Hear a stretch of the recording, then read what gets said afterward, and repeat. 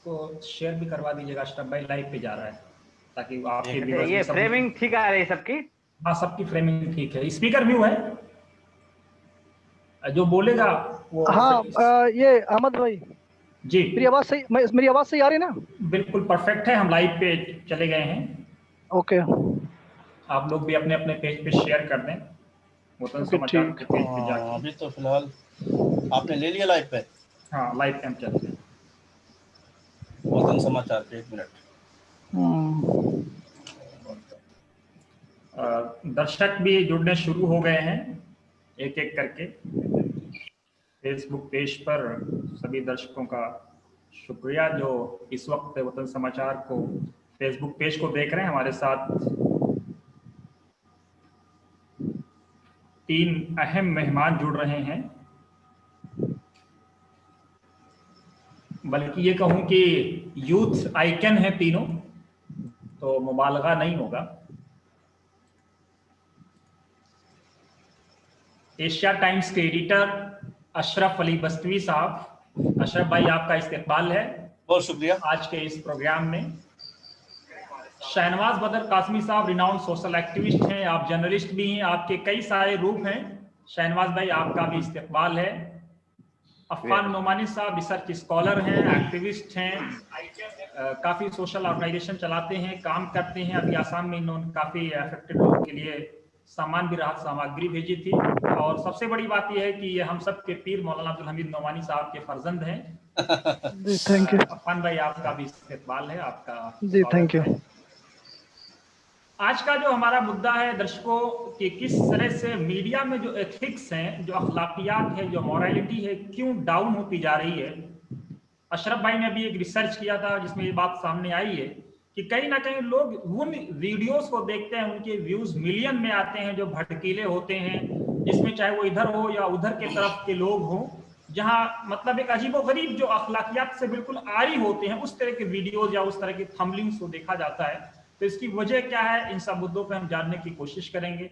साथ ही साथ शहनवाज साहब ने और अफान साहब ने मीडिया के मामले में खासतौर से जो छोटे मीडिया हाउसेज हैं उनकी फाइनेंशियल क्राइसिस के मामले को उठाया था, उन पत्रकारों की समस्याओं को उठाया था बीते दिनों, चाहे वो आर्टिकल का माध्यम हो। शहनवाज साहब ने तो लोगों की मदद की भी अपील की, तो उन्होंने लिस्ट भी मांगी थी बिहार के लेवल पे। कम से कम शहनवाज भाई आप बधाई के पात्र हैं कि कम से कम आप छोटे लोगों के बारे में सोचते हैं, और ये आपका बड़प्पन है, आपका प्यार है, हम आपका इस्तेमाल करते हैं। आप तीनों मेहमानों का अशरफ भाई आपसे शुरू करते हैं। जो कुछ आपने किया है इसके आपको क्या लगा कि इसका कारण क्या है, क्यों लोग ऐसे वीडियोस को प्रीफर करते हैं जिन वीडियोस में भड़काऊ बातें हों, एथिक्स ना हो, अखलाकियात नाम की कोई चीज ना हो, चाहे वो इधर के लोग हैं या उधर के लोग हैं, तो सच्चाई है।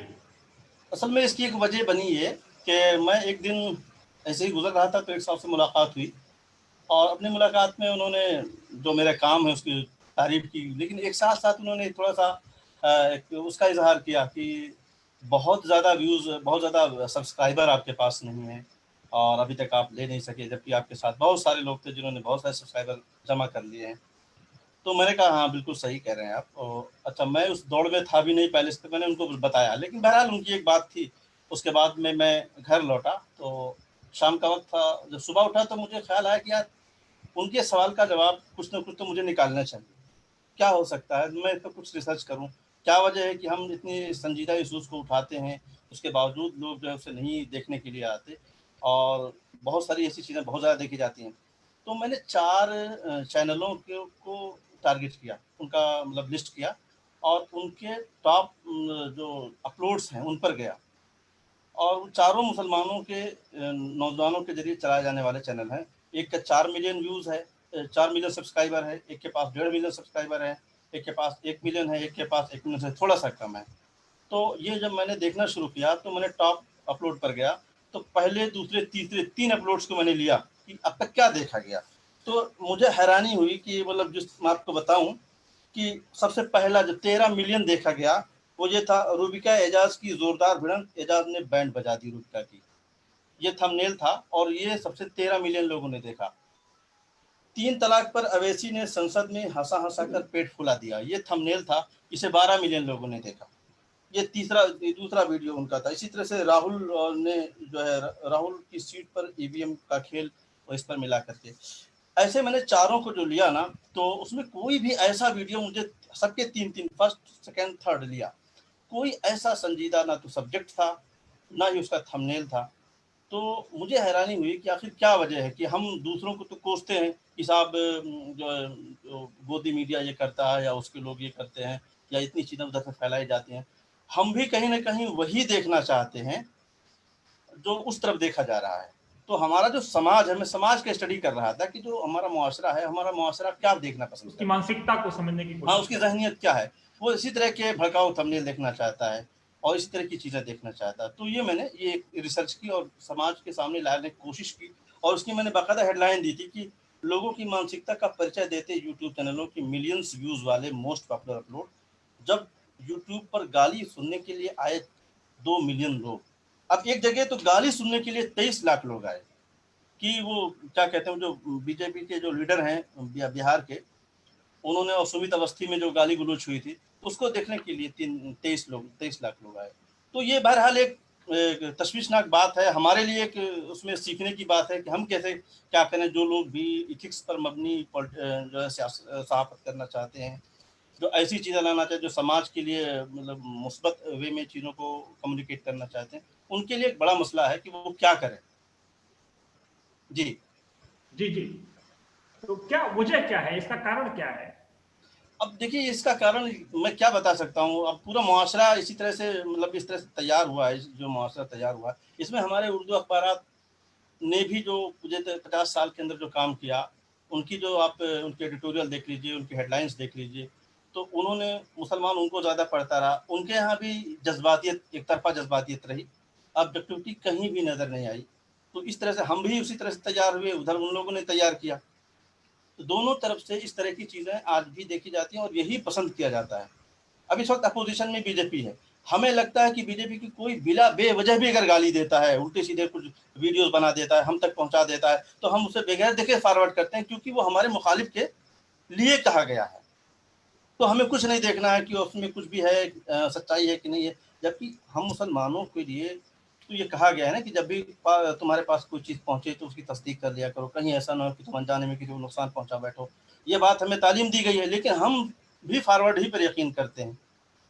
तो हमें तो कम से कम बचना चाहिए था, और हमें फॉरवर्ड से पहले तस्दीक करने के लिए हमारे अपने पास क्या है, इस पर गौर करना चाहिए। कैसे तस्दीक करेंगे? राइटर की अगर कोई वीडियो आती है या खबर आती है, एपीटीएन की आती है, तो हिंदुस्तान में हमारे पास क्या है तस्दीक करने के लिए, या कहीं भी। मैं पिछले दिनों एक प्रोग्राम में था, तो जो दिग्विजय सिंह की जो अहलिया इस वक्त है, जो राज्यसभा टीवी में हुआ करती थी, वो उस स्वराज प्रोग्राम एक्सप्रेस में, पे।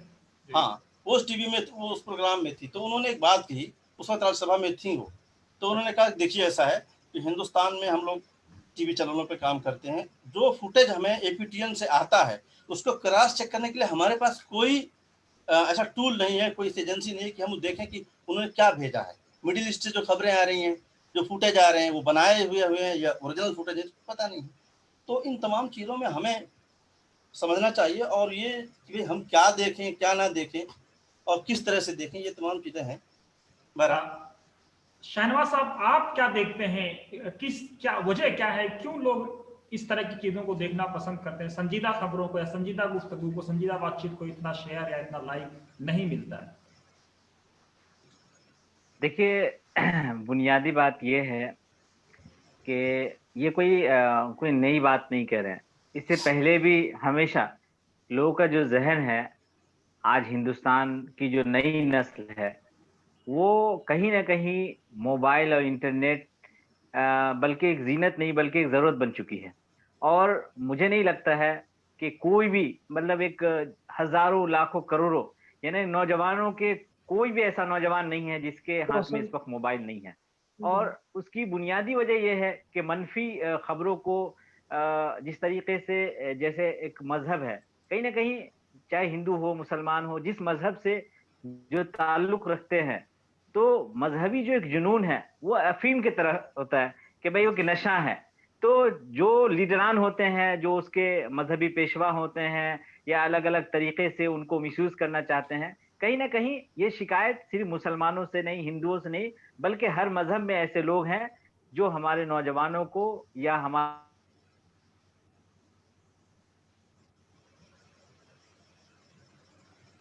बहुत तरीके से लोगों को एक गुमराही की तरफ ले जाने की कोशिश होती है। और हमने खुद मेरा अपना एक तजर्बा है कि पिछले तकरीबन 6-7 सालों से हम मीडिया में हैं। हमारी एक वीडियो आई थी मौलाना अबू तालिब रहमानी के साथ। वो जी एक नॉर्मल फेसबुक लाइव था, लेकिन कई करोड़ उसके सब्सक्राइब मतलब उसको देखने वाले व्यूअर्स। हमने खुद देखा कि उसको जो देखने वाले थे कई मतलब करोड़ों की तादाद में है। क्यों? क्योंकि उन्होंने वो बातें कही थी जो उनको पसंद है। कुछ चीजें क्या होती है कि आप अगर अच्छी बातें कहेंगे तो आपको पसंद नहीं किया जाएगा, तल्ख बातें पसंद नहीं की जाती है। बस जो जिसके मतलब की चीजें होती है उसको पसंद करते हैं। तो नई नस्ल या हमारा समाज है, वो ऐसा तबका हो गया है कि वो अच्छी चीजों को आप खुद सिर्फ मीडिया में ये चीजें नहीं है, बल्कि जाती जिंदगी में भी अगर आप देखेंगे कि एक तरफ अगर कोई नाच गाना ऑर्केस्ट्रा या कोई इस तरह की चीजें आती हैं तो वहां लोग जाना पसंद करेंगे। और कोई अगर अच्छे मजहबी तकरीबात या कोई तामीरी काम के लिए कोई अपील हो तो उसकी तरफ लोगों का जहन नहीं जाता है। तो ये एक मुझे लगता है कि फिक्री जो रद्द अमल है, हमें बहुत ज्यादा इस पर तवज्जो देने की जरूरत है। और आज के इस लाइव शो के जरिए हम अपील करना चाहेंगे नौजवानों से कि मीडिया को इतना ज्यादा जो सोशल मीडिया को इस्तेमाल मत कीजिए कि आप सिर्फ और सिर्फ सोशल मीडिया को वक्त देने के चक्कर में जो जमीनी सच्चाई है। अभी बिहार में इलेक्शन हो रहा है तो हम देखते हैं हमारे नौजवानों को, खासतौर से मुस्लिम नौजवानों को, कि वो फेसबुक व्हाट्सएप पे ही वोटिंग बिलीव कर रहे की हैं। प्लानिंग करते हैं, वोट दिलवाते हैं, एमएलए एमपी बनवा रहे हैं, सरकारें बनवा रहे हैं। तो ऐसा महसूस हो रहा है कि जमीन से उसका कोई ताल्लुक नहीं होता है। वो सब कुछ सोशल मीडिया पे ही देखना चाहते हैं। जो लोग बहुत ज्यादा सोशल मीडिया पे एक्टिव हैं या बहुत ज्यादा लिखते हैं, बोलते हैं, मुझे लगता है उनका रिश्ता जमीन से मजबूत ज्यादा नहीं होता है। और वो हवाई बातों को या वो ऐसी चीजों को शेयर करना पसंद करते हैं, ये ना कि कहते हैं ना कभी कभी सस्ती शोहरत करने के लिए कुछ भी बोल देता है।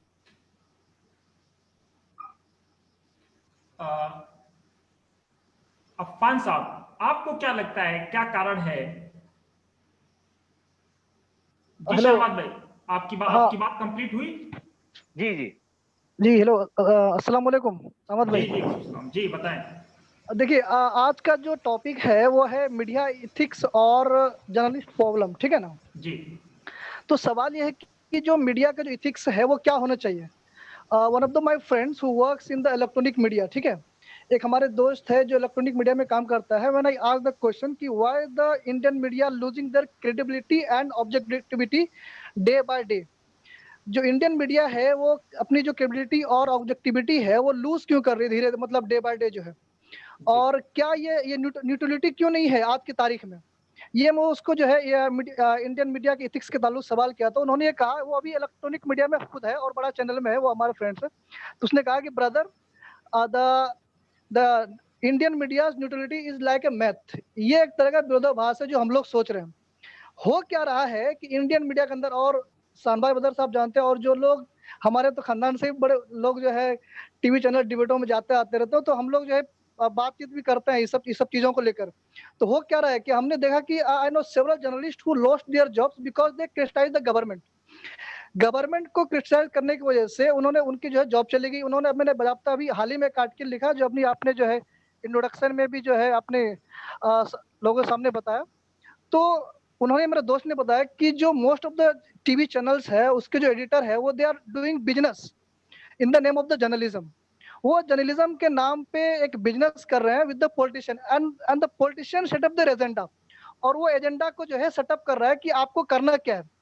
तो मीडिया का इथिक्स ये है कि जो रिपोर्टर है वो रिपोर्ट्स करे ग्राउंड लेवल पे जो रियलिटी और फैक्ट है, without any favour of anyone's. वो किसी के फेवर में गए बिना वो अपना जो है फैक्ट को दिखाए। लेकिन ऐसा नहीं हो रहा, बल्कि जो पॉलिटिशियन, हम नाम नहीं लेंगे उन लोगों का, जो बहुत सारे मेन स्ट्रीम मीडिया में जो ग्रुप है वो लोग जो है पॉलिटिशियन के साथ उनका बिल्कुल सेटअप है। और वो मीडिया के जो मीडिया चैनल में जो बैठे मेन स्ट्रीम मीडिया में जो एडिटर है, वो उन्होंने एक सेटअप एजेंडा तैयार किया है जो पॉलिटिशियन को कहेंगे कि आपको ये करना है। अभी असफ अली बस्तवी साहब ने थोड़ा इशारा किया और शानबाज बदर साहब ने भी किया, बहुत अच्छी बात बताई, इशारा में बिल्कुल फैक्ट है, उससे मैं पूरी तरह मुत्तफिक इस बातों से। और जो है, और क्या शानबाज अफान साहब, वजह क्या है कि क्यों लोग भड़काऊ खबरों को देखने के आदी होते जा रहे हैं, व्हाट्सएप यूनिवर्सिटी पे बिलीव करते जा रहे हैं? आपके जो आरोप है वो ठीक है, एक तरफ है, लेकिन वजह क्या है, ये जो चीज बात आप कह रहे हैं, मेंटालिटी क्यों इतनी खराब होती जा रही है लोगों की कि भड़काऊ चीजों पे बिलीव करना है?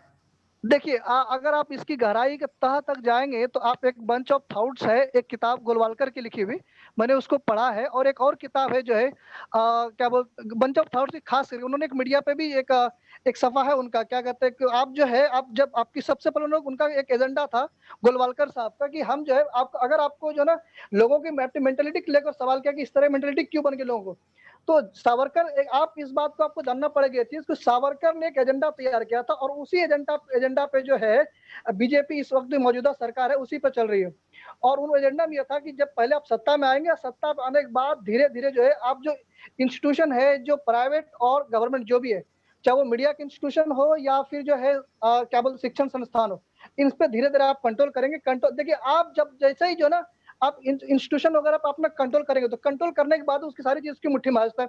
अभी आपने फेसबुक का ही मसला देख लीजिए, जो है ये बिल्कुल फैक्ट बात है। और जो है वो बंच ऑफ थॉट्स में जो उनका एजेंडा जो उन्होंने क्लियर किया है, मैं तो उनको बहुत बार पढ़ा हूँ, हिंदी और क्या बोलते हैं, हिंदी और इंग्लिश में, मेरे पास इंग्लिश की है, 2011 में जो पब्लिश री एडिशन हुआ है, तो उनमें साफ लिखा है। तो उन्होंने जो एजुकेशन इंस्टीट्यूशन पे पूरा उन्होंने एक एजेंडा रखा कि इनको सेटअप करना है, और मेंटेलिटी को धीरे धीरे आप कैसे, अगर आपको किसी को मेंटेलिटी चेंज करना है तो ठीक आप है जो है एजुकेशन अफान सिस्टम साहब, को ये तो उधर की मेंटालिटी हो गई, लेकिन मुस्लिम यूथ भी कहीं ना कहीं उसी चीज को पसंद कर रहे हैं। इस हाँ, यही मेंटालिटी तो को है ना कि देखिए, अगर अगर जो है अगर मोहम्मद अहमद और अफान नोमानी जो है बीजेपी के अगेंस्ट में ज्यादा कुछ बोलेंगे, तो बीजेपी के लिए हो सकता है ज्यादा फायदामंद है। लेकिन अगर कोई XYZ जो कोई जो है हिंदू ने नाम का जो, चाहे वो हर्षमंदर बोलेंगे या फिर जो है ये क्या बोलते हैं, ये कन्हैया कुमार बोलेंगे, तो अगर ये सब ऐसा बोलते हैं तो वो उनको जो है बीजेपी को ज्यादा इफेक्ट करता है।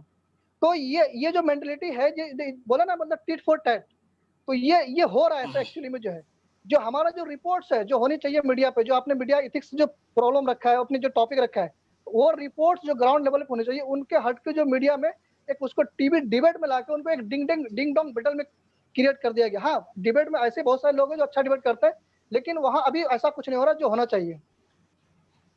अशरफ साहब, जी बताएं। क्या क्या क्या कहेंगे? ये बातें सामने अफान साहब ला रहे हैं, ठीक है, ये तो उधर की बात हो गई, लेकिन इधर का कारण क्या है? इधर हम जवाबी कार्रवाई कर रहे हैं एक तरह से। जब उधर से उसी तरह की जो चीजें आती हैं तो हम उसी अंदाज में जवाब देने की कोशिश करते यानी हैं। अगर कुत्ता आपको झूठ का काटे तो झूठ से आपको जवाब कुत्ता देने काटे, की कोशिश करते हैं। यानी हम झूठ का झूठ से जवाब, हाँ कुत्ते ने अगर आपने, आपको काटा है तो आप कुत्ते को काटेंगे। यही हो रहा है। देखिए, झूठ का झूठ से जवाब देते हैं हमारे यहाँ। हम उनका जो ट्रोल मीडिया है, जो उनका जो IT सेल है, जिस तरह से रोजाना वीडियो और ट्वीट और तमाम तरह की चीजों को जमा करके सर्कुलेट करता है, तो हमारे यहाँ भी आप सोशल मीडिया पर, व्हाट्सएप पर देखते होंगे, इसी तरह से मिलती जुलती चीजें बना करके हमारे यहाँ भी जो है हमारे नौजवान, हमारे लोग भी वो करना शुरू करते हैं। उसका रियल फैक्ट निकाल करके, रियल उसका फैक्ट फाइंडिंग करके लाएं और उसको मतलब काउंटर करने के बजाय उसी अंदाज की कोई चीज़ बना लेते हैं और उसको पेश करते हैं। मेरा कहना मतलब यह है, ये जो उसी अंदाज में, अच्छा आप उससे उनसे जीत नहीं सकते। वो 80 हैं और आप 20 हैं, वो 80 लोग मिलकर 80 चीज़ें अपने हाथों से फैलाते हैं, और आप 20 लोग मिलकर वही चीज़ें अगर फैला रहे हैं तो आप 20 लोगों तक फैला रहे हैं ना, पहुंचा रहे हैं। तो आप इससे तो मुकाबला कर भी नहीं सकते, और झूठ का झूठ से मुकाबला किया भी नहीं जा सकता। ये सच्ची बात है भी नहीं। इसलिए उसका जो तरीका है उसका यही है कि आप उसकी सच्चाई को उजागर कीजिए, लाइए, और उसकी उस तरह की चीज़ों को प्रिवेल कीजिए, पसंद कीजिए और फैलाइए। लेकिन मसला यह है कि हमारे जो उर्दू अखबार, मैं फिर उर्दू अखबारात पर आता हूँ, उर्दू अखबारात ने गुज़िश्ता 50-60 साल के अंदर मुसलमानों की बनाया है। आप बहुत बड़ा अखबार हिंदुस्तान का एक वीकली अखबार था, मुझे याद पड़ता है, मैं 1992 में मेरा ख्याल है कि 91 की बात होगी, जब खलीज जंग चल रही थी। उस वक्त मैं सुन पा रहे हैं मुझे आप? आपकी जी आवाज जी बहुत सुन अच्छी रहे आ हैं। रही है। हाँ, उस वक्त मैं जो है 8वीं क्लास में था, और वो अखबार इज्तिमाई तौर पर हमारे बड़े बुजुर्गों के जरिए पढ़ा जाता था, और हम सिर्फ उसे देख पाते थे। तो उसमें सद्दाम हुसैन की तलवार से खून टपकता हुआ, और माथे पर जो है एक फ्लैग लगा हुआ, अल्लाह अकबर लिखा हुआ, ये सारी चीज़ें चल रही थी, और वो खूब बिक रहा था। बाद में जब मैं दिल्ली में आया और एक अखबार को ज्वाइन किया, दावत अखबार को ज्वाइन किया, तो उसमें एक सर्कुलेशन मैनेजर थे जो हमारे यहाँ काम कर रहे थे। मैंने उनसे जिक्र हुआ तो उन्होंने बताया कि मैं उस ज़माने में वहाँ था, उस अखबार में था, और 1.25 लाख कापी वीकली अखबार की, उर्दू अखबार की, उस वक्त छप करके ट्रकों से हिंदुस्तान के शहरों में बिक रही थी। Right. और वो क्या बेच रहे थे, वो ये बेच रहे थे, वो बतलहम से नई दुनिया की रिपोर्ट पहुंचा रहे थे, और वो सब डेस्क रिपोर्टिंग होती थी। हमारे यहाँ भी इस तरह की चीज़ों को खूब बढ़ाया गया, जहन हमारा उसी तरह का बनाया गया कि हम भी अच्छा मुखालिफ के खिलाफ हम भी, जैसे उसने 2 गाली दी तो हम 3 गाली देने की कोशिश करते हैं, उसने अगर 2 झूठ फैलाया तो हम 4 झूठ फैलाने की कोशिश करते हैं। तो हम इस रेस में हम आ गए हैं, हमारी जो कम्युनिटी है वो इस रेस में, या जो दूसरे लोग हैं वो इस रेस में हैं, तो मतलब बीजेपी के या आरएसएस के खिलाफ जो महाज खोलना चाहते हैं, वो झूठ ही का महाज वो भी खोलना चाहते हैं। तो इसीलिए आप देख रहे हैं कि 13 मिलियन लोग देखने आए कि किसने किसकी बैंड बजा दी, है ना। 23 लाख लोग आ गए देखने के लिए कि उसने सुमित अवस्थी को उस बीजेपी के एमपी ने क्या गाली दी थी, गाली सुनने के लिए आए। मैं आपको बताऊं एक छोटी सी बात कि मैं इसको किस तरह से मैंने अपने आप को बचाया। मैं अपनी तारीफ नहीं करता। एक वाकया हुआ हमारे संत कबीर नगर में, एक एमपी ने, बीजेपी के एमपी ने बीजेपी के एमएलए को एक भरी मजलिस में जूते से मारा। ठीक है, वो हमारे संत कबीर नगर का वाकया था और पूरे नेशनल मीडिया में वो खबर बनी और हर वीडियो, हर व्हाट्सएप पर उसका वो फुटेज चल रहा था। मेरे पास भी था। मैं शाम को सोया हुआ था, घर में था, तो मुझे ख्याल आया, मेरे जहन में ख्याल आया कि इसमें एक सनसनीखेज स्टोरी है। मैं दिल्ली में हूँ, संत कबीर नगर से ताल्लुक़ रखता हूँ, मेरा वो इलाका भी है। दिल्ली में उस एमपी के बंगले पर मुझे जाना है अपने करस्पॉन्डेंट को लेकर के, वहाँ नॉक करना है, जो भी निकलेगा उससे कुछ पूछना है, वो जो बताए ना बताए कि एमपी साहब यहाँ कब आएंगे कब नहीं आएंगे। उसके बाद वहाँ खड़े होकर के पीटीसी करना है और उस पीटीसी को आकर के एक थंबनेल बनाना है कि आज फला एमपी के बंगले पर दिल्ली में क्या हुआ। ये मिलियंस में जाएगी, ये मिलियंस में वो वीडियो जाता, उसमें कुछ भी नहीं होता। लेकिन न सिर्फ ये कि मैंने उस चीज़ को अवॉइड किया, मैंने उस स्टोरी के आइडिया को मैंने किसी अपने साथी दोस्त से भी शेयर नहीं किया, सिर्फ इसलिए कि ये झूठ फैलाना होगा। तो अगर इस तरह की चीज़ों को रोका जाए और लोगों को समझाया जाए, लेकिन वो समझने वाले हैं कि नहीं, वो मेरे आपकी बस की बात है नहीं समझा पाना। लोगों का मिजाज बना हुआ, काम है, कम से कम जो है धीरे धीरे हमारा अपना काम है। स्ट्रगल करते हैं। अब मसला यह है कि हम और आप दोनों या जो भी जितने भी लोग हैं जो सही बुनियादों पर काम करना चाहते हैं, सोसाइटी उन्हें उन्हें रिकॉग्नाइज करने के लिए सिर्फ इसलिए नहीं तैयार होती। जब आप जाते हैं तो वो आपसे पूछती है, अच्छा अहमद साहब सब्सक्राइबर कितने हैं? आप कहते हैं इतने हैं, कम है, बहुत छोटा है। मैं बताऊं, एक साहब ने जिनका 4 मिलियन का सब्सक्राइबर है, उनके सब्सक्रिप्शन से, उनकी स्टोरीज से दिल्ली के मुस्लिम जो कम जो हिंदुओं के इलाके में जो मुस्लिम रहते हैं बेचारे 2-4 घर, वहाँ कुछ कंप्लेन आई और ये वहाँ पहुँच गया अपना माइक लेकर के, इन्होंने वहाँ स्टोरी कर दी। कल तक कंप्लेन पुलिस उनके साथ थी, विक्टिम्स के साथ थी और उनकी मतलब उनकी रिपोर्ट कर रही थी और मदद कर रही थी, सच्चाई का पता लगा रही थी, सच्चाई का पता लगा रही थी कि हाँ तुम्हारे साथ जुल्म हुआ है। इनकी रिपोर्ट शाया होने के बाद, क्योंकि उन्होंने जाते ही ये खास मजहब और खास वो सेक्ट जो है और जो उनकी फिक्र है उनके खिलाफ पीटीसी करना शुरू किया और उसके बाद वो सारी चीज़ें करके उन्होंने चला दी। तो उससे एक तो वो लोग भी आए धमकी देने के लिए, अगले दिन गाड़ियों पर बैठ करके उस मोहल्ले में आए और बोल करके कि काट डालेंगे और यहाँ से भगा देंगे। पुलिस ने उनको मदद करने से इनकार कर दिया कि तुम लोगों ने इस तरह के क्या किया। तो अब उन्हीं चैनलों को, ऐसे ही लोगों को, काफी 4 मिलियन चैनल है, आपको जब कोई प्रोग्राम करते तो उन्हीं को आप बुलाना भी पसंद करते कि साहब उनके पास 4 मिलियन है। तो ये जो 4 मिलियन वाली जो एक रेस चल पड़ी है ना, आपके पास कितने मिलियन है, कितने के व्यूज हैं, क्या कितने के सब्सक्राइबर हैं? ये के व्यूज के सब्सक्राइबर में हम लोग फंस गए हैं। तो हम गोदी मीडिया या जिस मीडिया को हम बात करते हैं कि अगर वो ऐसा करते हैं, किसी के कहने पर करते हैं, किसी के लिए करते हैं, किसी के एक मदद की वजह से कि उनको मदद करते हैं इसलिए करते हैं, तो हम भी कहीं ना कहीं सेम काम तो कर रहे हैं ना। हम भी अपने यूट्यूब चैनल चला के वही काम कर रहे हैं जो सुमित अवस्थी एक चैनल से कर रहा है, बैठ करके टीवी चैनल से कर रहा है। जी शहनवाज भाई, किस हद तक इत्तेफाक रखते हैं आप जो बातें अशरफ भाई ने कही हैं? क्या आप उसमें तथ्य नजर आता है? क्या उसके पीछे की मंशा क्या है, कारण क्या है, सब हो क्यों रहा है? कैसी सच्चाई को स्प्रेड किया जाए? जी बिल्कुल। बदकिस्मती की बात यह है कि मीडिया कभी भी हमारी जो तरजीहात में शामिल नहीं रही, उसका कितना नुकसान हो रहा है हम सबके सामने है। मोदी भक्ति नहीं है इंडिया में सिर्फ, बल्कि मौलवी भक्ति भी अच्छा खासा जो है उसका नुकसान हमको देखने को मिलता है कि जिस तरीके से मोदी जी के और दूसरे जो हिंदूवादी लीडरान हैं उसको जिस तरीके से बिरादरान वतन के हमारे नौजवान किस तरह पेश करते हैं, इसी तरह हमारे हलके के जो कुछ ऐसे नाम हैं गिने चुने, उन्होंने ने भी अपने बाज़ाब्ता तौर पर अपने लोग तैयार कर रखे हैं और इस तरह की चीज़ों को फैला करके, इस तरह के अफ़वाहों को और अपनी वीडियोज़ और इस तरह की चीज़ों को वो कहीं न कहीं अपनी मार्केटिंग में मोदी से कम अपने आप को देखना पसंद नहीं करते हैं। देखिए, यहाँ जो सिर्फ़ और सिर्फ़ लड़ाई है, वो इस बात की है कि हम एक-दूसरे के जवाब देने के चक्कर में आपने जो सवाल उठाया कि मनफ़ी चीज़ों को लोग पसंद क्यों करते हैं? हमारे नौजवान या हम लोग कभी भी उस तरफ ज़हन ही नहीं जाता है कि मुस्बत किसको कहते हैं और मनफ़ी किसको कहते हैं। क्योंकि सिर्फ़ और सिर्फ़ ये ज़हन में होता है कि हम ओवैसी साहब के आदमी हैं, तो ओवैसी साहब अगर कुछ भी कहते हैं, तो वो मदनी साहब कुछ भी लौहे कहते हैं, महफूज वाली बात हो गई। बिल्कुल, मोदी जी अच्छी बात भी कहेंगे, तो हमको उसको काउंटर ही करना है, उसकी मुखालफत करनी है और दूसरे शहनवाज साहब ये बिरादरी के बताइए कि लोगों अगर मोदी जी कल से कह दें कि सब लोग मुसलमान नमाज पढ़ें, तो क्या सारे मुसलमान नमाज पढ़ना छोड़ देंगे? यही तो दिक्कत है। लॉकडाउन में अभी हम आपको बताएं कि ये जो लॉकडाउन चल रहा है कोरोना वायरस का, पिछले 5 महीने में हमने जो कुछ महसूस किया, आपने देखा कि हमारे उलमा इकराम ने बहुत एहतमाम के साथ गले फाड़-फाड़ करके इन्होंने अपील की कि अपने-अपने मस्जिदों में नमाज अदा मत कीजिए, अपने-अपने घरों में नमाज अदा कीजिए। आज वो उलमा इकराम कहाँ चले गए जब मोदी जी अयोध्या गए थे? किसी की अपील उनकी मुखालफत में कोई बयान आया? आज क्या कोरोना खत्म हो गया है? नहीं। जो लोग बकरीद के मौके पर, ईद उल अज़हा के मौके पर ये अपील जारी किए कि अपने-अपने घरों में नमाज अदा कीजिए, तहरीरी बयान, फतवा तक जारी किए, वो लोग भी अपने-अपने घरों में नमाज अदा नहीं कर रहे हैं। देखिए, गलत बात है ना, ऐसे कब तक चलेगा?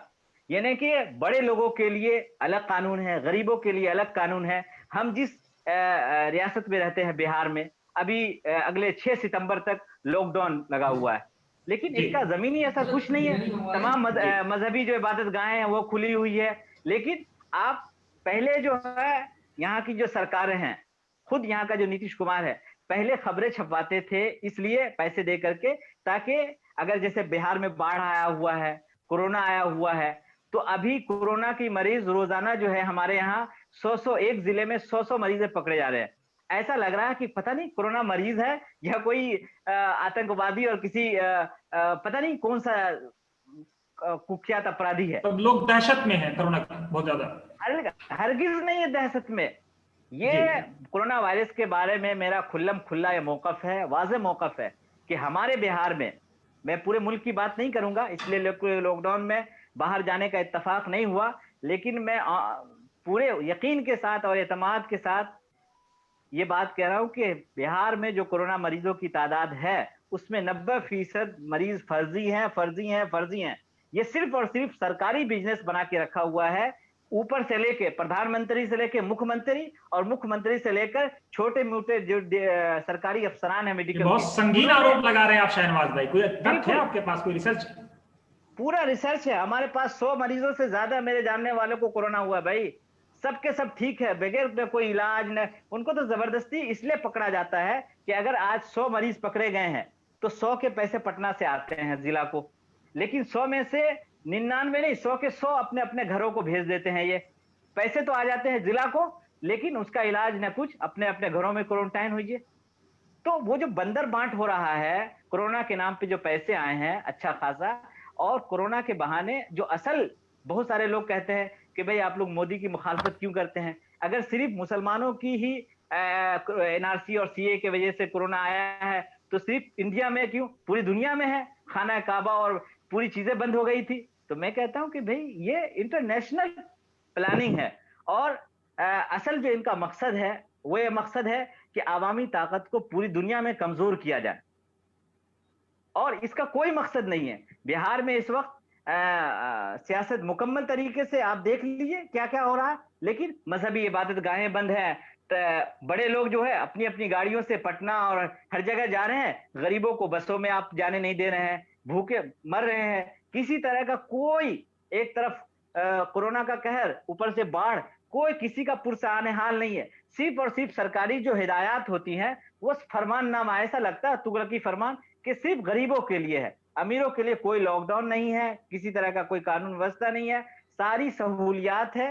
देखिए असल ये मौजू नहीं है, लेकिन अलबत्ता एक बात कहूंगा कि इस वक्त हम लोग भी कहीं ना कहीं, हम लोगों ने हमेशा दूसरों की मुखालफत करने में अपना वक्त लगाया है। आज भी मैं एक बात कहना चाहता हूं कि हम सब की जिम्मेदारी बनती है कि इल्जाम तराशी के बजाय हमसे आपसे जो कुछ भी हो सकता है अपने अपने काम पे तवज्जो दे, अपने अपने इलाकों की फिक्र करें और सच्चाई को बताएं, समझाएं। लोग सच बोलने से डर रहे हैं भाई, बड़े बड़े लोग जिनको हम अपना कायद समझते हैं, जिनको हम अपना लीडर समझते हैं, सब कुछ समझते हैं, लेकिन वो सच बोलने से इतना डर रहे हैं कि उससे ज्यादा बेहतर हम और आप इस वक्त बोल रहे हैं। पता नहीं अल्लाह जाने क्यों, क्या परेशानी है उनको। ये आपके आरोप बहुत संगीन है शहरवाज साहब, जबकि WHO और पूरी दुनिया इस बात को कह रही है। बहरहाल अहमद भाई, अफान साहब जी, आप कुछ फरमा रहे हैं। देखिए अभी जो है बस्तवी साहब ने अपने व्यूज को लेकर और जो है मिलियन सब्सक्राइबर इस सब को लेकर बातचीत की जो है, और अहम चीज जो है ये क्या है, शानबाज बदर साहब ने जो लॉकडाउन के ताल्लुक से और कोरोना के ताल्लुक से जिस चीज की ओर इशारा किया है बिहार लेवल पे, लेकिन मैं जो है एक गहरी बात बता रहा हूँ जो रिसर्च की बात है, ठीक है। अभी हाल ही में मैं लगभग 10 से 12 अखबार के, उर्दू अखबार के एडिटोरियल के लिए जब आर्टिकल लिखा मैं ये कि जो जर्नलिस्ट है, जो जिसपे आपने एक मौजू रखा है कि जर्नलिस्ट प्रॉब्लम में क्यों है और इनकी जॉब क्यों जा रहा है, तो इसी जब लिखा है एक आर्टिकल उर्दू में, तो कलकत्ता के जो है एडिटर ये है, क्या कहते हैं, जर्नलिस्ट है, वो बजाबता जो है टेलीग्राफ वगैरह में लिखते रहते हैं। उनसे मेरी बातचीत हुई और उन्होंने बताया कि जो फैक्ट है जो मैं बता रहा हूँ, जो नेशनल और इंटरनेशनल लेवल पे बात हुई, वो मैं रिसर्च की बात गहराई बता रहा हूँ। वो ये है कि अब देखिए, शुरुआत में जब हिंदुस्तान के अंदर लॉकडाउन हुआ तो क्या हुआ कि यहाँ पे जो रेट, जो कोरोना के बढ़ने का जो रेट था वो कम था, इटली वगैरह में ज्यादा था, महामारी था, हाहाकार मचा हुआ था। तो हमने ये आर्टिकल के अंदर ये लिखा कि कहीं न कहीं जो है हाहाकार मचाने में गवर्नमेंट का भी बहुत अहम रोल रहा है।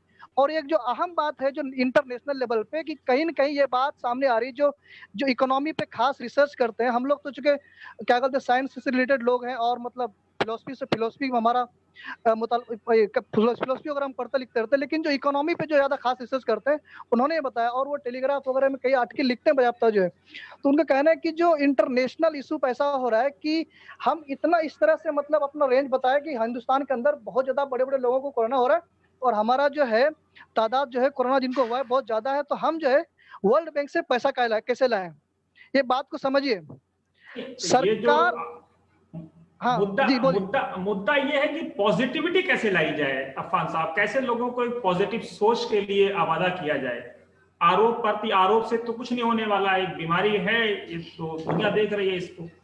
पॉजिटिविटी कैसे लाई जाए, लोगों को देखिए, सोच को अब कैसे। पॉजिटिविटी जो है एक अवेयरनेस होता है, हम आप ही ला सकते हैं और लाएंगे बोल के लिख के जो है हम ये बिलीव करते हैं। देखिए, आप अगर जो है झूठ जो है ना बहुत फैलता है, अफवाह बहुत फैलती है, लेकिन जो है आप अगर सच लिखते रहेंगे तो एक दिन ही तो आप कामयाब होंगे। और होता क्या है, समाज के अंदर जो है 97% लोग जो है सच होते हैं, लेकिन 3-4 लोग गुंडे टाइप के होते हैं जो अफवाह फैलाते हैं और लोग उनके पीछे ले आते हैं। जो है ये हकीकत इनको समझना पड़े। अवेयरनेस और पॉजिटिव लाने के लिए जो है मैं आपने जो टॉपिक रखा उसमें एक बात कहना चाहूंगा कि जो मेरी रिसर्च रिपोर्ट है वो 2000 जो खास करके मूडीज इन्वेस्टर एजेंसी ने जो रिपोर्ट मतलब अभी दिया है कि 2021 तक जो हमारे जो जीडीपी ग्रोथ, हम इस पे बात नहीं कर रहे असल, ये अगर जो है जीडीपी ग्रोथ जो है 0 रेट हो सकता है 2021 के वित्तीय वर्ष में। और जो रेटिंग एजेंसी ने जो है हेलो, आवाज आ रही है? तो रेटिंग एजेंसी ने कहा है कि भारत को लॉकडाउन के चलते गिरावट झेलनी पड़ेगी। तो ये जो गिरावट झेलनी पड़ेगी, सिर्फ क्या जर्नलिस्ट को गिरावट झेलनी पड़ेगी, जर्नलिस्ट को इसका नुकसान होगा या आम लोगों को? ये आम लोग होने वाला है। हो क्या रहा है यहाँ पे कि धार्मिक उन्माद जो फैला के जो, चाहे वो मीडिया भी उसमें शामिल है। यही तो सवाल आज का मौजूद है असल की, मीडिया एथिक्स और जो जर्नलिस्ट प्रॉब्लम। तो ये जो रेटिंग एजेंसी है या मूडीज इन्वेस्टर, ये भी तो उसी का है, सरकार की है। ये क्यों बता रही है कि मतलब मूडीज इन्वेस्टर एजेंसी की जो है 2021 के वित्तीय वर्ष में हमारा जो है जीडीपी ग्रोथ, डोमेस्टिक जो जीडीपी जो है जो ग्रोथ होगा, ग्रोथ रेट जो है वो 0 होने वाला है, ये क्यों कहा रहा है? तो इनका जो जर्नलिस्ट पे भी असर पड़ेगा। आप देखेंगे कि जो बड़े बड़े जो है मेन स्ट्रीम मीडिया समूह में जो है ये लोग जो है ताला बंद कर दिया, लॉकडाउन लगा दिया, वहां पे भी जो है इससे कई सारे जर्नलिस्ट जो है घर आ गए। अब बताओ उनके दिलों पे क्या गुजरता होगा। पॉजिटिविटी अगर आपको लाना है तो मैं यहाँ जो है इस प्लेटफॉर्म से, वतन समाचार के प्लेटफॉर्म से जो है हम ये वतन समाचार के प्लेटफॉर्म से बात लोगों से अपील करना चाहूंगी, जो लोग जो है फ्री और फेयर जर्नलिज्म कर रहे हैं, चाहे वो जो है वेब सीरीज के जरिए कर रहा है, वेब पोर्टल के जरिए कर रहा है या यूट्यूब के जरिए कर रहा है, उन लोगों को जो है समर्थन करें, सपोर्ट करें। ऐसा नहीं है कि मतलब हम जो है मस्जिद में जो है, मस्जिद में 2-10 रुपया दे देंगे सवाब की नियत से। आप नियत कर सकते हैं, आप किसी आलिम, बड़े आलिमों से पूछिए, जो है आप ये नियत कीजिए, हम जो है समाज की जो है अच्छाई के लिए जो सच की आवाज उठा रहे हैं उनको सपोर्ट करें। ये भी तो हमारा एक सदका जरिया हो सकता है, ये भी अवेयरनेस है। और हम जो है, जो लोग भी है जो निगेटिविटी फैला रहे हैं, हम उससे काउंटर करते रहेंगे सही बात करके। बस मसला ये है कि हम जो है जज्बाती ना हो। मुस्लिम कौम की जो सबसे बड़ी प्रॉब्लम है जो नौजवानों की, वो हर चीज में छोटी छोटी चीजों पे, अभी सलमान बदर साहब ने फरमाया कि जो है वो जज्बाती हो जाते हैं और मतलब पोस्ट करते हैं सब चीजें। तो इन सब चीजों से हमको बचने की जरूरत है। और जब तक अवेयरनेस की बात है तो हमको जो है ना लिखना पड़ेगा, बोलना पड़ेगा, बिना डरे, बिना झिझक के, जो है बोलना ही पड़ेगा हम लोग को जो है। अशरफ साहब, क्योंकि टाइम काफी खत्म हो रहा है, बहुत कम वक्त बचा है, किस तरह से जर्नलिस्टों की जो समस्याएं हैं, जो छोटे छोटे पोर्टल चलाते हैं, चैनल चलाते हैं, अखबार चलाते हैं, उनकी समस्याओं का कैसे समाधान निकाला जाए? क्योंकि शाहनवाज साहब ने बड़ी अच्छी बात कही कि प्रायोरिटी कभी हमारी मीडिया हाउस नहीं रहे। बिल्कुल सही कहा उन्होंने, मैं उससे इत्तेफाक करता हूँ कि हमारी जो कम्युनिटी है उसके यहाँ प्रायोरिटी नहीं रही। बल्कि मैं इससे आगे की बात करता हूँ कि मीडिया के हवाले से जो समझ है हमारी मुस्लिम कम्युनिटी की, ख़ास तौर से देखिए आज जो भी हो, जैसी भी हमारी हालात हैं, उसके जो भी जिम्मेदार हैं, वो उसमें उलमा का जो रोल है ना कम्युनिटी को लीड करने में, यानी वो जो कुछ भी चीज़ें चलाते हैं या बताते हैं कि हाँ ये चीज़ सही है, ये चीज़ गलत है, ओवरऑल ज़्यादातर यही चीज़ें चलती हैं, मतलब लोग उसे मानते हैं। मजहबी तबका में जो मीडिया का जो टूल है, टीवी हो या जो भी चीज़ें हैं, इसको अभी तक लहू लैब के ज़ुमरे में रखता हो। इसे अभी उसने कम्युनिटी की सर्विस के हवाले से इसको इंट्रोड्यूस नहीं किया अपने खिताबात में, अपने लेक्चर्स में, उस अंदाज में। कहते हैं इक्का दुक्का चीज़ें आती हैं कि हमें मीडिया में आगे बढ़ना चाहिए, लेकिन अब उनसे जब बात कीजिए जा करके, यही वजह है कि दारुल उलूम देवबंद की जो फतवा ऑनलाइन की जो वेबसाइट है, आप उस पर जाएंगे तो आज भी वहाँ पर ऐसे फतवे पड़े हुए हैं कि भाई टीवी ये क्या रिकॉर्डिंग, वीडियो रिकॉर्डिंग करना कैसा है, क्या नहीं है, इस तरह के तमाम तरह के फतवे आपको वहाँ मिलेंगे। मैंने इस पर भी एक स्टोरी की थी। तो मेरा मानना यह है कि हमारी जो मजहबी क़यादत है, जो या मजहबी लोग हैं, उन्होंने मीडिया को एक तरह से उस एंडोर्स नहीं किया सोसाइटी में। इसीलिए इस पर खर्च करना, जब आप जाते हैं, मैं जाता हूँ, आप डोनेशन के लिए बात करते हैं, एडवर्टाइजमेंट के लिए बात करते हैं, लोग कहते हैं कि हाँ मीडिया में काम करना चाहिए, लेकिन डोनेशन देने के लिए उन्हें लगता है कि ये सवाब का काम नहीं है। फिर मीडिया पे टीवी चलाने के लिए डोनेशन देना, तो उस पर सवाब का काम क्या होगा? जब तक इसे सवाब के ज़ुमरे में ये मजहबी तबका इंट्रोड्यूस नहीं करेगा, कम्युनिटी का माइंडसेट नहीं बदलेगा। कम्युनिटी ऐसे ही कभी कुछ आपके साथ खड़ी हो जाएगी, कभी आपके खिलाफ खड़ी हो जाएगी, कभी आपको इंडोर्स करेगी, कभी आपका साथ छोड़ देगी। तो एक प्रॉब्लम ये भी है कि कम्युनिटी को उस तरह से बताया नहीं गया, इस हवाले से, इस चीज़ के हवाले से इसको उस तरह से तारुफ नहीं किया गया। और लोगों को जो जज्बाती बनाए रखा गया है, उसमें मैं फिर कहूँगा कि हमारे ये जो उलमा तबका है, इनकी जो तकारीर रही हैं, जो भी हमारे उलमा तबका हों या हमारे दानिश्वर हों, इन्होंने कभी संजीदगी से कोई बात की नहीं है। ज़्यादातर अपोजिशन के खिलाफ एक दूसरा अपोजिशन खड़ा करने की कोशिश की अपनी गुफ्तगू के ज़रिए से, अपने स्टेज के ज़रिए से। और हिंदुस्तान में जीने के बजाय, आज़ादी के बाद के हिंदुस्तान में जीने के बजाय, आज़ादी से पहले के हिंदुस्तान, बल्कि उससे पहले के हिंदुस्तान जो था, जो मुग़लों का हिंदुस्तान था, उस हिंदुस्तान में जीने की बात करते हैं और उसी तरह की चीज़ों की बात करते हैं। इसीलिए वो अपने शेर गुनगुनाते हैं कि हमारी सरों की फटी टोपियों पर न जा, हमारे ताज अजायब घरों में रखे हैं। इस तरह के शेर बहुत मकबूल होते हैं हमारे कम्युनिटी के अंदर। इसे एक तरह से एक फ़ैन फॉलोइंग होती है, जहाँ कहीं बात करते हैं लोग झूम उठते हैं। इन तमाम चीज़ों से सोसाइटी को निकालने की ज़रूरत है। इसमें मेरा, आपका, हम तमाम लोगों का क्या किरदार हो सकता है? अब हमारे आपके सामने एक मसला है कि हम सच्चाई पर चलना चाहते हैं, चलने की कोशिश कर रहे हैं। रिकॉग्निशन, उस तरह का रिकॉग्निशन कि भाई ठीक है, आपके पास 10,000 लोग हैं, लेकिन 10,000 वो लोग हैं जिन्हें समझ रखते हैं, जो अच्छी समझ रखते हैं, उन्हें आप पढ़ा रहे हैं, दिखा रहे हैं। ऐसे तमाम लोगों को जमा कर लेना, देखने वालों को जो कुछ भी देखना चाहते हैं, और उन्हें कुछ भी आप दिखा रहे हो, तो मतलब मेरा कहने का मतलब ये, फिर आप और मैं क्यों करूं ये काम? फिर सुमित अवस्थी और जो जी टीवी और तमाम चैनल तो कर ही रहे हैं ना वो काम, तो मैं क्यों जाऊं करने के लिए? अगर मैं उसके खिलाफ मुतबादिल मीडिया की हम अगर बात करते हैं, हम उस पर कोई डिस्कशन करते हैं कि हमें इस मेन स्ट्रीम मीडिया के खिलाफ मुतबादिल मीडिया, जन सरोकारों पर बात करने वाला मीडिया, लोगों की बात करने वाला मीडिया, कम्युनिटीज की बात करने वाला मीडिया हो, और सच्ची बात करने वाला मीडिया, सबसे बड़ी बात तो सच्ची बात करने वाला मीडिया हो, तो उसके लिए हमें तो बहरहाल जो कुछ कर रहे हैं कुर्बानी देनी ही पड़ेगी। इसके बदले में हमें क्या मिलेगा वो तवक्को कोई करने की जरूरत भी नहीं। मेरा ख्याल है कि तवक्कुआत जब हम करते हैं और तवक्कुआत जब पूरी नहीं होती हैं तो हमें मायूसी होती है। इसलिए मुझे और आपको मैं ये कहूँगा कि जो लोग भी हक और सच की बात करते हैं और अल्टरनेटिव मीडिया कायम करने की और उस पर काम करने की बात कर रहे हैं, उन्हें इस पर बाकी रहना चाहिए। जितना जिसका साथ मिले ठीक है। मेरे और आपकी जिम्मेदारी ये भी नहीं है कि साहब हम एनडीटीवी कल को हो जाएं, नहीं हुए तो हम नाकाम हो गए, मैं नहीं मानता। मेरा अपना काम यह है कि मैंने एक शेर लिख रखा है, शायद मैं अपनी वेबसाइट पर लिख रखा है कि यह और बात की आंधी हमारे बस में नहीं, मगर चिराग जलाना तो अख्तियार में है। तो मेरी ये कोशिश है और मैं अपनी लाइफ में जब तक इस मैदान में रहूंगा ये कोशिश करता रहूंगा, इस कमिटमेंट के साथ कि मेरे पास 10 लोग आ रहे हैं देखने, 10 पढ़ने आ रहे हैं, 10,000 पढ़ने आ रहे हैं, इससे कोई मतलब नहीं है। लेकिन वो जो कमिटमेंट है हमें उसको बाकी रखना चाहिए और हमें खुद भी और ऐसे और लोगों को आगे बढ़ाना चाहिए और सोसाइटी को समझाने की कोशिश करते रहना चाहिए। जी जी बताएं। वैसे तो जो है सरमाई बदर साहब दारुल देवबंद के जो है इल्यूमिनस रहे हैं, वो अच्छे जवाब देंगे। देखिए होता क्या है, देखिए उलमा का जो है, मेरा जहाँ तक सोच है, मेरी जो पॉइंट ऑफ व्यू है, उलमा का जो काम है वो तो अपने को करना ही है। कई चीजें हमारे अंदर होता क्या है, जो हम सोशल मीडिया वगैरह देखते हैं, हर छोटी छोटी चीजों को लेकर जो है हम हर चीज उलमा पे देते हैं। भाई हमारा क्या काम है? हम इंजीनियर है, डॉक्टर है, या रिसर्च स्कॉलर है, या जर्नलिस्ट है, वो किस लिए है? ठीक है ना। तो उलमा जो है अपने जैसे एक अभी शानबाज बदर साहब, इसके लिए क्या बोलते हैं, शानबाज बदर साहब जानता अच्छी तरह से, शानबाज बदर साहब जो है फोर फ्रंट में आए, दारुल से बच्चों को लाना था, कई लोग लॉकडाउन में फंस गए थे। अब उस समय अगर, और जमात का मसला बहुत चल रहा था, बहुत क्या बोलते हैं ना, बर्निंग इशू की तरह, उस समय उलमा कुछ भी करते थे उसको सामने लाया जाता था। मैं कहता हूँ कि जहाँ तक जो ये कंट्रोवर्शियल की बात है, उलमा जो है, हमने कई दारुल भी गया और जो है क्या कहते हैं अशरफिया वगैरह भी देखा हमने, जो तो दारुल के भाई कई अभी कई ऐसी उलमा जो है जो कंट्रोवर्शियल बात बहुत कम करते हैं, या मतलब जो है। नहीं शहनवाज अफान साहब, सवाल उन लोगों का नहीं है जो बातें अच्छी करते हैं, चाहे वो इधर क्यों या उधर क्यों। मैं क्या बोल रहा हूँ, ये जो कम्युनिटी की जहाँ तक बात है, कम्युनिटी की जहाँ तक बात है, हमारे जो मुस्लिम लीडरान है, जो मुस्लिम लीडर जिनकी पॉलिटिकल पार्टी है, इन्होंने ने जो है सबसे ज्यादा जो है ना मुसलमान के नौजवानों को ज्यादा जो है जज्बाती बनाए, उलमा ने नहीं बनाए। जो मैं बता रहा हूँ फैक्ट बात है।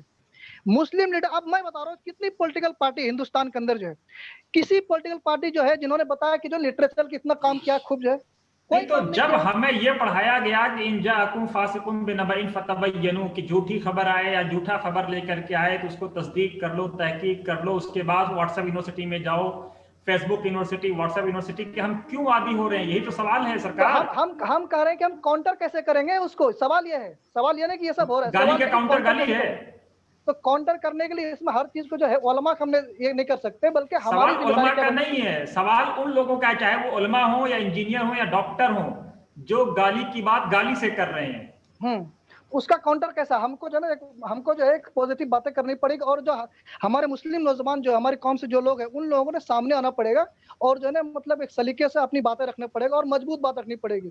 सिर्फ हवाई बात करने से ना हमारी प्रॉब्लम सोल्यूशन नहीं हो सकता जो है। यही कंस्ट्रक्टिव बात कैसे हो, ये इसी हाँ, और हम ये बात जो है आपके सुनिए ना, मैं जो कह रहा हूँ, मैं ये सामने ये बात क्यों कह रहा हूँ कि हमारे जो मुस्लिम पॉलिटिकल पार्टी है, उन्होंने ऐसा कोई काम नहीं किया चाहे लिटरेचर की बुनियाद पे। अब अहमद साहब एक किताब लिखेंगे, आपको क्या हेल्प किया मुस्लिम पार्टी ने जो है? कोई ऐसी किताब आप बता, आरएसएस इतनी सारी वो लोग जो है इतना क्यों स्प्रेड है? उन लोगों ने लिटरेचर पे व्यापक काम किया है। हम कितना काम किए जो है? कोई मुस्लिम पॉलिटिकल पार्टी कितना काम किया? बजाय दारुल ने बहुत काम किया जो है अकायद को लेकर जो है। हम तो खुद इंजीनियर है भाई, लेकिन हम उन लोगों को देख रहे हैं, वो लोग काम कर रहे हैं। जी शाहनवाज साहब,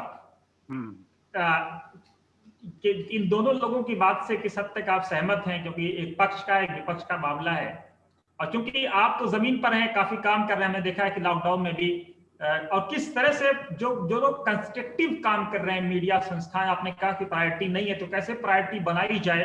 और आप जो कि एक मास लीडर हैं, जमीन पर काम करते हैं, तो कैसे इसको आप जमीनी सतह पे एक मूवमेंट बना सकते हैं? कैसे लोगों के लिए काम कर सकते हैं?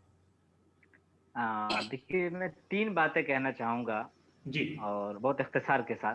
जी पहली बात ये है कि सबसे बड़ा मसला है मीडिया की मोतबरियत का।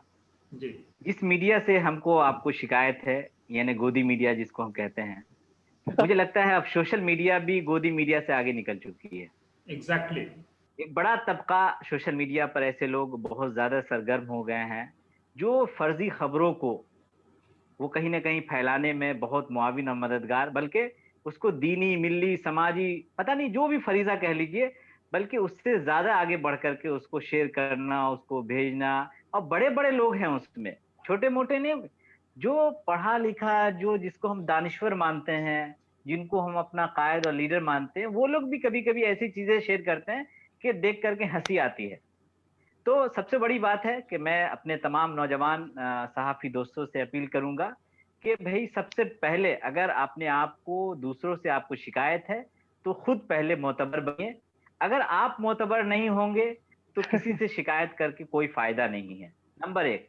दूसरी बात जो अहम है कि भई समाज के तमाम तबकात में जो मीडिया के लोग हैं, सहाफ़ी जिसको कहते हैं, उसमें बड़े शहरों के जर्नलिस्ट भी होते हैं, एडिटरान तो बड़े लोग होते हैं, लेकिन कस्बाती जो सहाफ़त करते हैं, तो हम लोग गाँव देहात में जो रहते हैं, वहाँ हमने महसूस किया है कि दिल्ली की जो सहाफ़त है, बड़े शहरों की है, वो दूसरे अंदाज़ की है, हैदराबाद की।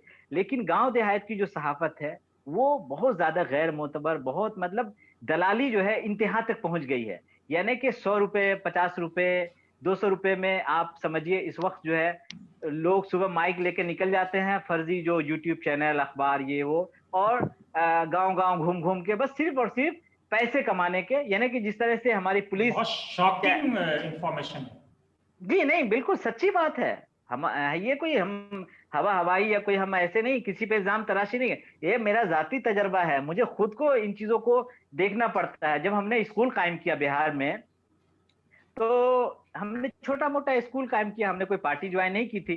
तो जब हम अपने शहर में कायम किया, तो बहुत सारे मीडिया के हमारे साथी, चाहे उर्दू के हो, हिंदी के हो, सब लोग आए, मिले-जुले अच्छे। फिर कुछ दिनों के बाद वो इश्तिहारात के लिए, इसके लिए, उसके लिए आने लगे। तो मैंने बहुत ज़्यादा जब हम परेशान हो गए मीडिया वालों से, तो हमने कहा कि भई देखिए, हमारे पास खबरें छपवाने के तो पैसे नहीं हैं। अगर आपके पास खबरें ना छापने के भी पैसे लेते हो आप लोग, तो बता दीजिए अपनी-अपनी कीमत, मैं उसको अदा करने को तैयार हूँ। तो दिक्कत ये है कि हमने तो ये बात कह दी क्योंकि मैं खुद भी मीडिया से ताल्लुक रखता हूँ। लेकिन हमारे इलाके के चाहे मुखिया हो, डीलर हो, छोटे-छोटे जो नेता हैं या जो सरकारी प्रोजेक्ट करते हैं, आप यकीन जानिए कि बहुत सारे ऐसे हर इलाके में, सिर्फ बिहार नहीं, यूपी में भी हमने देखा है कि बहुत सारे ऐसे मीडिया वाले हैं जिनका काम ही यही है, सुबह से शाम तक सिर्फ और सिर्फ वसूली करते हैं। जिस तरह से सड़क पे, हाईवे पे खड़े होके पुलिस वाले 10-20 रुपए वसूली करते हैं, इसी तरह मीडिया वाले 100-200 करके इस तरह घर-घर घूम के वसूली करते हैं। नंबर 1। काफी गंभीर तो आरोप लगा रहे हैं आप ये शहनाज साहब। नहीं, गंभीर आरोप नहीं लगा रहे हैं सर, सच्ची बात कहते हुए यही तो मसला है। इनका अपना आपको हर एक्सपीरियंस चीज़ है। गंभीर ही लगता है। हम जी, आप दिल्ली में हैं, हम सहरसा जिले के गाँव में हैं। बैठ के यहाँ पे क्या कर सकते हैं? लेकिन कोई भी हम गंभीर आरोप नहीं, बल्कि सही बात बता रहा हूँ। आपको इसको मानना चाहिए और ये सच्चाई है, और सच्चाई को बोलने में कभी भी मैं झिझकता नहीं हूँ। हम अपनी शुरू से हमने कोशिश की है कि मैं सच बोलूँ, चाहे हम मीडिया का जो भी हिस्सा कहीं न कहीं एक उसका हिस्सा रहे हैं। दूसरी अहम चीज़ ये कहना चाहूँगा कि एक तो ये है कि ये जो तरीका है, ये बहुत ही, हम जैसों को भी अपने आप को सहाफ़ी कहलाते हुए कभी-कभी शर्म महसूस होता है, और अपनी शनाख्त इलाके में बदलने की हम कोशिश करते हैं कि लोग मीडिया वालों से बात करते हुए, उनसे कोई सही बात बताते हुए डरते हैं कि पता नहीं कल को ब्लैकमेलिंग करने लगे। दूसरी अहम बात ये है कि हमने, आपने जैसा कि शुरुआत में एक बात कही कि हमने बिहार सतह पर एक अपील जारी किया था कि भाई जो मीडिया के ऐसे साथी हैं, कि मीडिया वाले भी एक भाई इंसान होते हैं, उनकी ज़रूरियात होती है। उसमें हर कोई आपकी तरह अमीर नहीं है, कुछ हम जैसे गरीब भी हैं। तो अरे सर, काहे उनके काहे बच्चों की जलील कर तालीम रहे का हैं मसला आप? है, ऑनलाइन उनके जलील कर रहे घरेलू हैं। लॉकडाउन में उनके यहाँ, मैं खुद ज़ाती तौर पर कई ऐसे मीडिया के हमारे साथी हैं, अपने ज़िले के भी, दूसरे ज़िले के भी हैं, कि हमने उनकी परेशानी को ज़ाती तौर पे जब उन्होंने बताया, तो मुझे यकीन ही नहीं हुआ कि भाई एक अच्छे अखबार से वाबिस्ता हैं आप इतने मशहूर हैं, लेकिन आपके घरेलू हालात इतने खराब हैं। तो हमने उनको ज़ाती तौर पर मदद भी की और दूसरों से मदद करवाई भी। उसके बाद हमको एक ये एहसास हुआ कि कहीं न कहीं हमको ख़ास तौर से जो ऐसे मीडिया के साथी हैं, उनका एक ग्रुप बनाना चाहिए और जो हमारे थोड़ा ठीक-ठाक अच्छे मज़बूत लोग हैं, वो ऐसे हमारे साथियों की मदद कर सकते हैं खामोशी के साथ। ये बहुत अहम ज़रूरत है, क्योंकि हमने यूपी में भी इसको बहुत करीब से देखा और बिहार में भी कि बहुत सारे ऐसे मीडिया में लोग जुड़े हुए हैं जो बहुत ज़्यादा परेशानी में है। बल्कि सबसे मैं कहता हूँ कि समाज का सबसे मज़लूम तरीन तबका अगर कोई है, तो वो मीडिया है। वो दूसरों को खबरें दूसरे हर तरह के लोगों की खबरों को बनाने के चक्कर में अपनी खबरगिरी नहीं लेते हैं। जो मीडिया के लोगों के साथ में मसाइल है, मुश्किलात हैं, उनकी घरेलू जो ज़िंदगी है, उनके बाल बच्चों की तालीम का मसला है, वो बहुत ही अहम है और सरकारी सतह पर जिन मीडिया के लोगों को जो सहूलियात दी जाती है, वो बड़े लोग होते हैं, उनको मुझे लगता नहीं है कि उनको ज़रूरत होती है।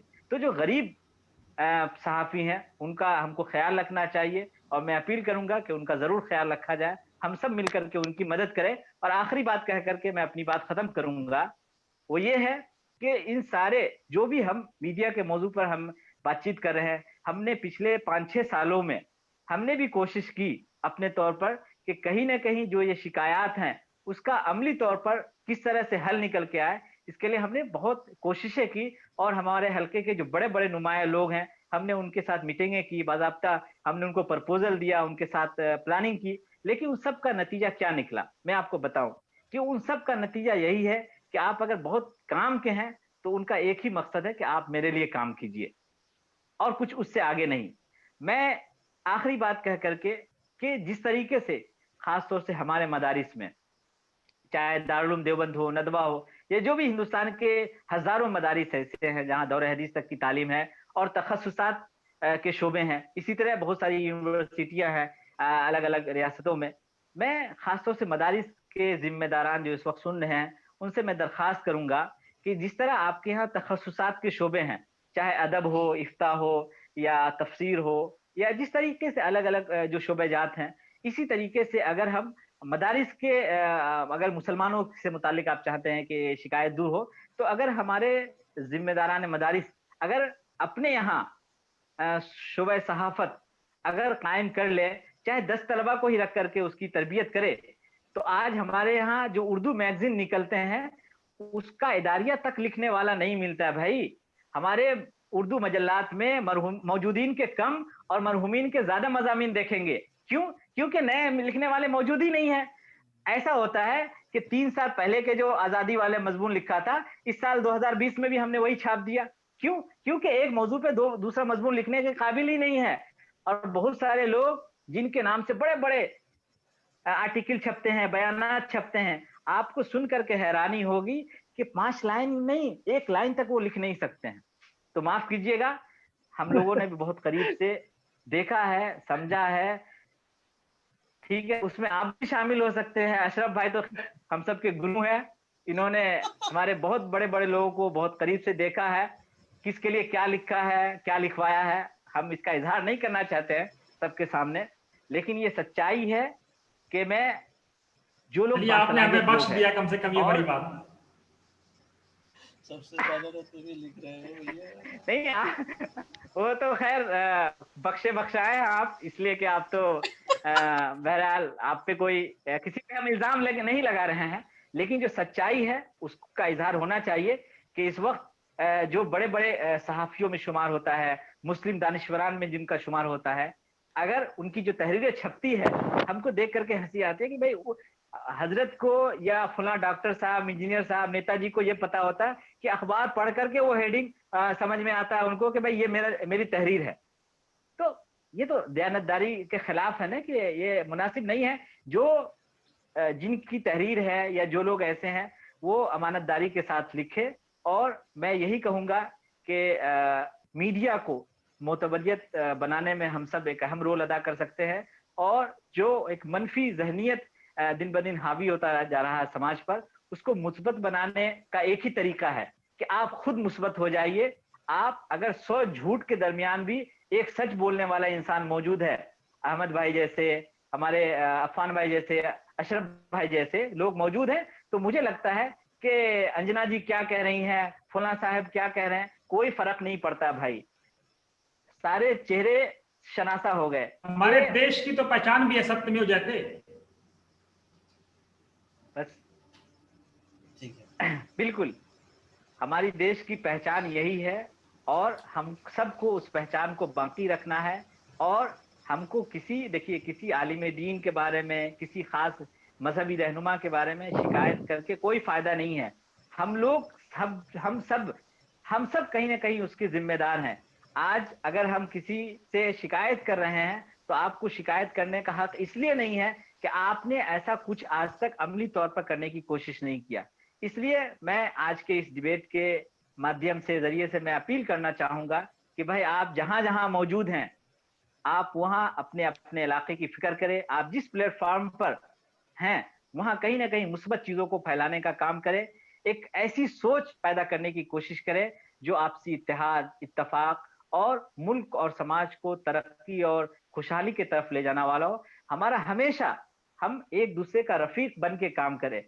फरीक बनना, हम लोग मुसलमान हिंदू, हम यहाँ हिंदू मुसलमान की तो बात छोड़िए, यहाँ उर्दू एक अखबार को दूसरे अखबार से इतनी प्रॉब्लम है, एक यूट्यूब चैनल वालों को दूसरे यूट्यूब चैनल वालों से, एक पोर्टल वाले, अरे भाई क्या दिक्कत है, अरे खबरें छाप लो, वीडियो चला लो, दिक्कत क्या है।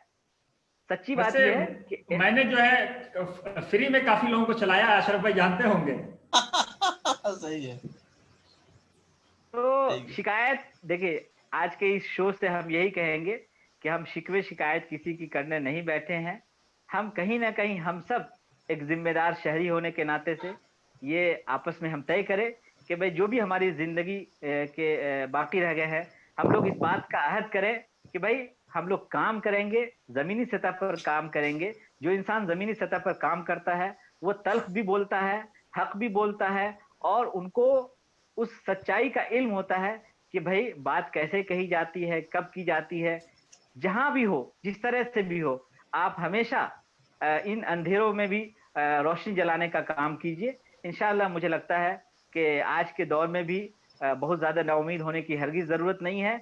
अभी भी हमारे पास वसाइल की कमी नहीं है। देखिए ये कितनी खुशकिस्मती की बात है कि हम कोई आज तक कोई एनडीटीवी और कोई दूसरे बड़े चैनल पर नहीं बैठे हैं। एक फेसबुक और उसके माध्यम से हम कितना एक शानदार और बेहतरीन मुबाहिसा कर रहे हैं। हमारे हजारों लोग सुन रहे हैं इस चीज को, और कहीं ना कहीं जो लोग सुन रहे हैं उनकी भी जिम्मेदारी बनती है, उनकी जवाबदेही बनती है, उनका फर्ज बनता है कि इस पैगाम को वो दूसरों तक पहुंचाने का काम करे।